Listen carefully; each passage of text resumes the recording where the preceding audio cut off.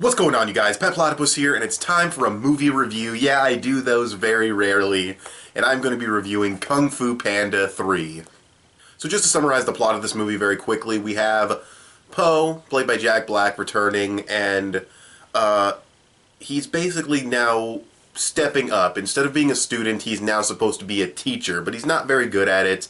And what ends up happening is he's reunited with his real father.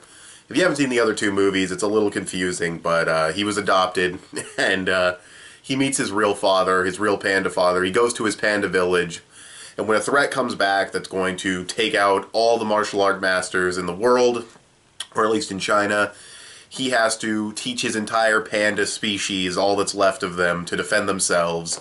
And he has to step up and be a teacher and figure out who he really is, and that's basically the character journey of the movie. And pretty much the entire setup of the movie. There really isn't any side plots to it. So, very simple, very straightforward story. And it's fucking amazing.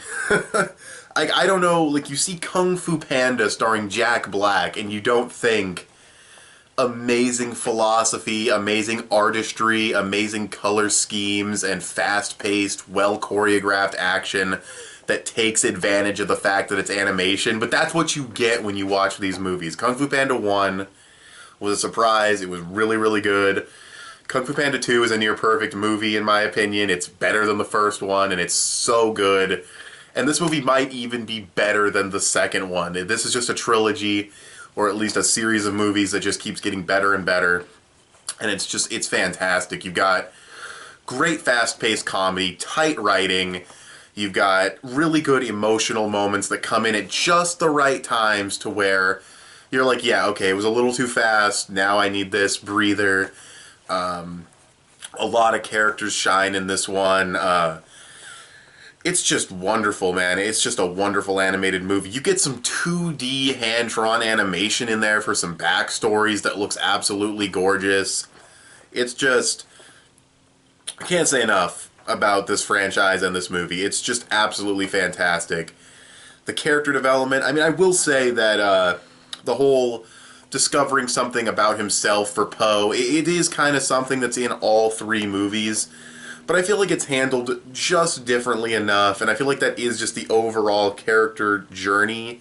That is the, like I just said, that is the journey of his character, so it makes sense for that to be a little bit repetitive. But other than that, the plot surrounding everything, I mean, yeah, there's a new villain and they have their plot, but it's always different, and the way it just all ties together just really, really works for me. And yeah, and you don't have to watch the first two movies to enjoy this one, but there's a couple scenes that'll be confusing, and I think it's just better to watch the first two movies, and I really like that a kids movie trilogy can do that, because, other kids movie series, they're not gonna we're not gonna write this ongoing plot for kids because they want them to just come in and see whatever they want to watch.